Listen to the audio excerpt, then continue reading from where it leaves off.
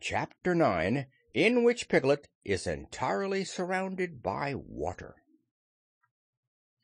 It rained, and it rained, and it rained. Piglet told himself that never in all his life, and he was goodness knows how old, 3, was it, or 4? Never had he seen so much rain. Days and days and days. If only, he thought as he looked out of the window, I had been in Pooh's house, or Christopher Robin's house, or Rabbit's house when it began to rain, then I should have had company all this time, instead of being here all alone with nothing to do except wonder when it will stop. And he imagined himself with Pooh, saying, "Did you ever see such rain, Pooh?" And Pooh saying, "Isn't it awful, Piglet?" And Piglet saying, "I wonder how it is over Christopher Robin's way." And Pooh saying, "I should think poor old Rabbit is about flooded out by this time."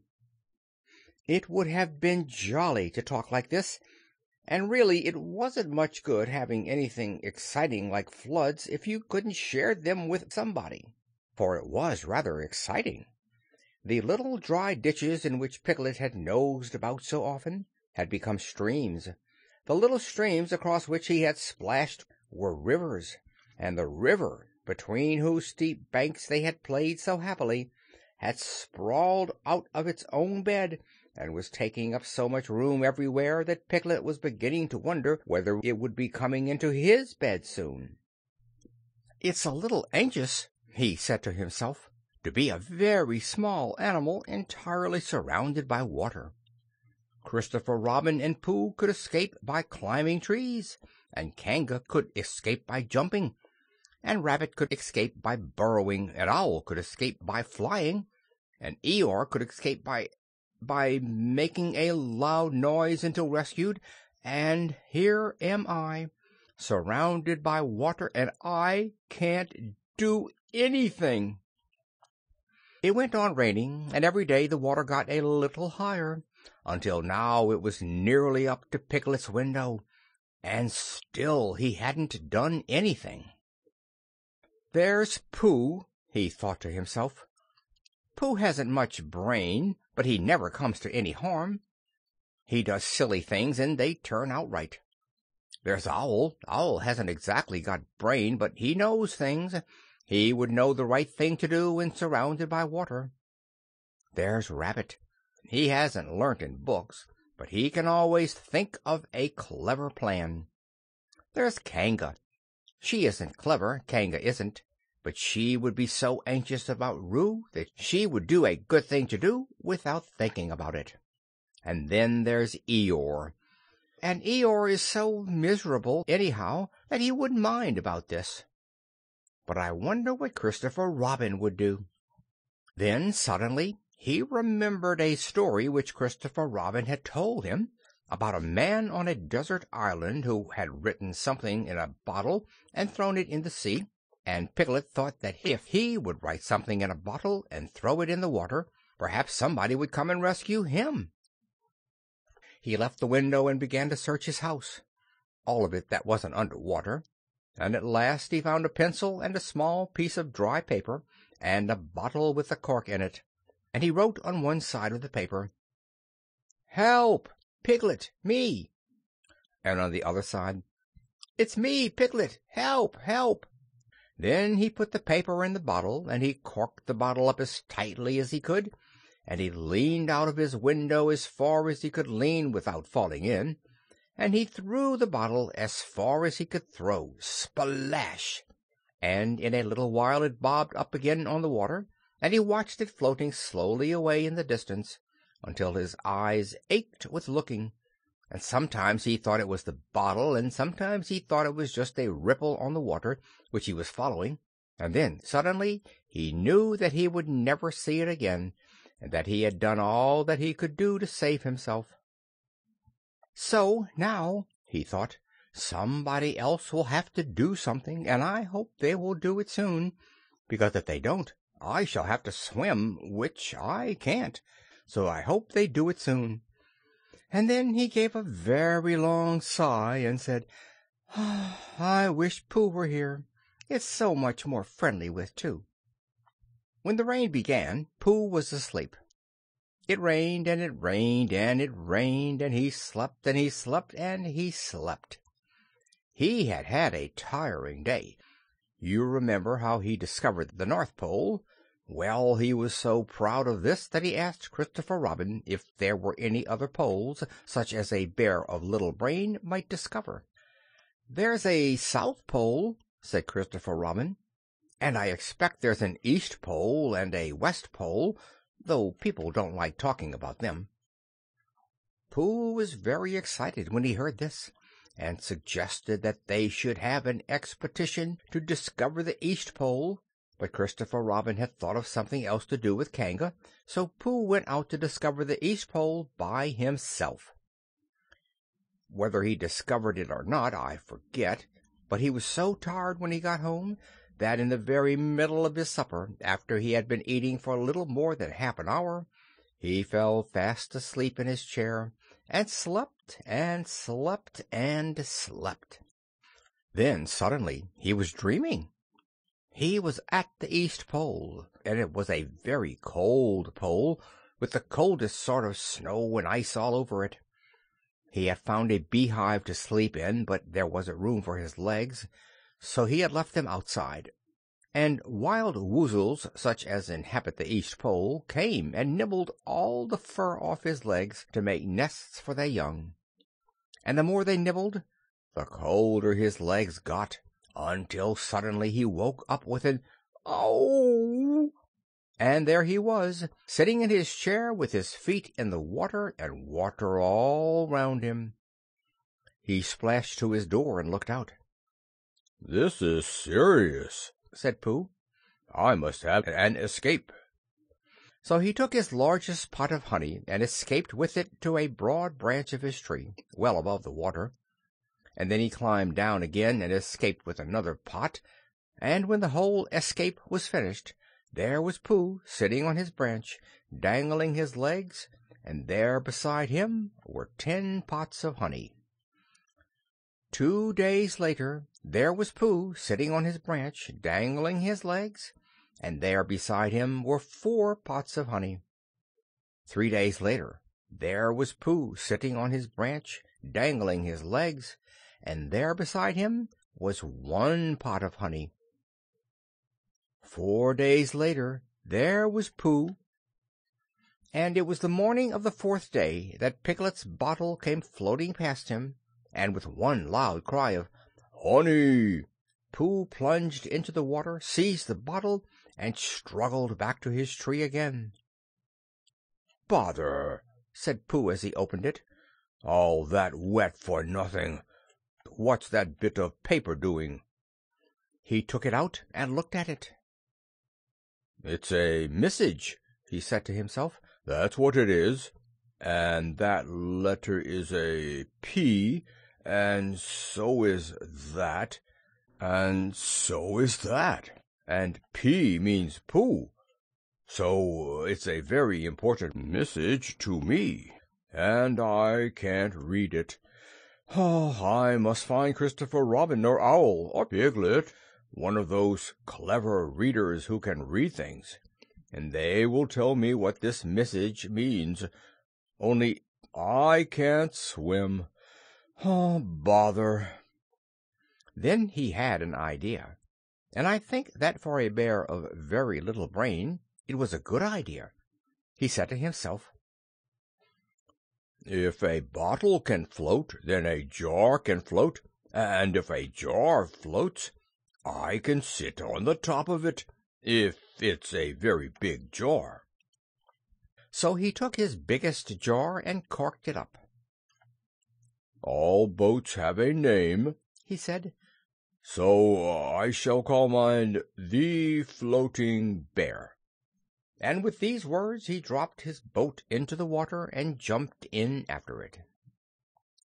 For a little while Pooh and the Floating Bear were uncertain as to which of them was meant to be on the top, but after trying 1 or 2 different positions they settled down with the Floating Bear underneath, and Pooh triumphantly astride it, paddling vigorously with his feet. Christopher Robin lived at the very top of the forest. It rained, and it rained, and it rained, but the water couldn't come up to his house. It was rather jolly to look down into the valleys and see the water all round him, but it rained so hard that he stayed indoors most of the time and thought about things. Every morning he went out with his umbrella and put a stick in the place where the water came up to, and every next morning he went out and couldn't see his stick any more. So he put another stick in the place where the water came up to, and then he walked home again. And each morning he had a shorter way to walk than he had had the morning before. On the morning of the 5th day he saw the water all round him, and he knew that for the first time in his life he was on a real island, which was very exciting. It was on this morning that Owl came flying over the water to say, "How do you do?" to his friend Christopher Robin. "I say, Owl," said Christopher Robin, "isn't this fun? I'm on an island." "The atmospheric conditions have been very unfavorable lately," said Owl. "The what?" "It has been raining," explained Owl. "Yes," said Christopher Robin, "it has. The flood level has reached an unprecedented height." "The who?" "There's a lot of water about," explained Owl. "Yes," said Christopher Robin, "there is. However, the prospects are rapidly becoming more favorable. At any moment—" "Have you seen Pooh?" "No. At any moment—" "I hope he's all right," said Christopher Robin. "I've been wondering about him. I expect Piglet's with him. Do you think they're all right, Owl?" "I expect so. You see, at any moment, do go and see, Owl, because Pooh hasn't got very much brain, and he might do something silly, and I do love him so, Owl. Do you see, Owl?" "That's all right," said Owl. "I'll go back directly," and he flew off. In a little while he was back again. "Pooh isn't there," he said. "Not there?" "He's been there. He's been sitting on a branch of his tree outside his house with 9 pots of honey, but he isn't there now." "Oh, Pooh!" cried Christopher Robin. "Where are you?" "Here I am," said a growly voice behind him. "Pooh!" They rushed into each other's arms. "How did you get here, Pooh?" asked Christopher Robin, when he was ready to talk again. "On my boat," said Pooh proudly. "I had a very important message sent me in a bottle, and owing to having got some water in my eyes, I couldn't read it, so I brought it to you. On my boat." With these proud words he gave Christopher Robin the message. "But it's from Piglet!" cried Christopher Robin when he had read it. "Isn't there anything about Pooh in it?" asked Bear, looking over his shoulder. Christopher Robin read the message aloud. "Oh, are those P's Piglets? I thought they were Poohs." "We must rescue him at once. I thought he was with you, Pooh. Owl, could you rescue him on your back?" "I don't think so," said Owl, after grave thought. "It is doubtful if the necessary dorsal muscles—" "Then would you fly to him at once and say that rescue is coming? And Pooh and I will think of a rescue and come as quick as ever we can." "Oh, don't talk, Owl. Go on, quick." And still thinking of something to say, Owl flew off.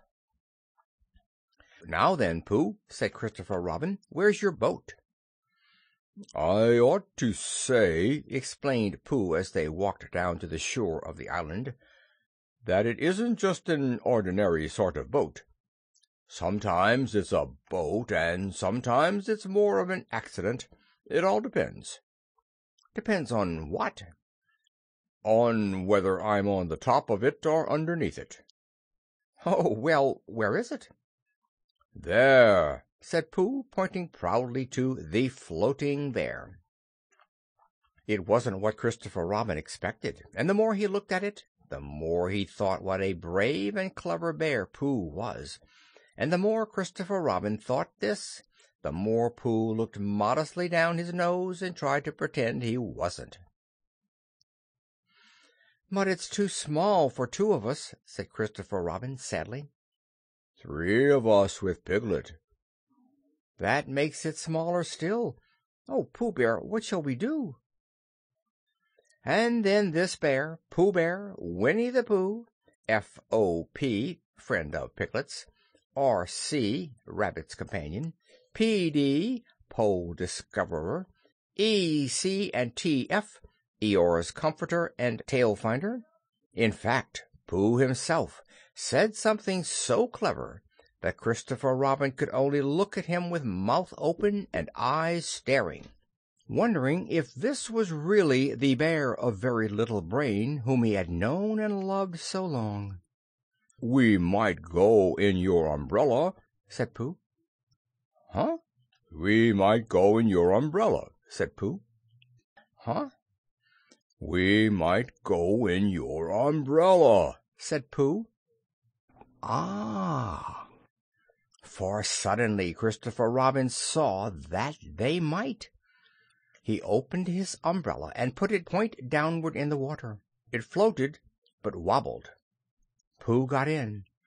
He was just beginning to say that it was all right now when he found that it wasn't, so after a short drink which he didn't really want, he waded back to Christopher Robin. Then they both got in together, and it wobbled no longer. "I shall call this boat the Brain of Pooh," said Christopher Robin. And the Brain of Pooh set sail forthwith in a southwesterly direction, revolving gracefully. You can imagine Piglet's joy when at last the ship came in sight of him.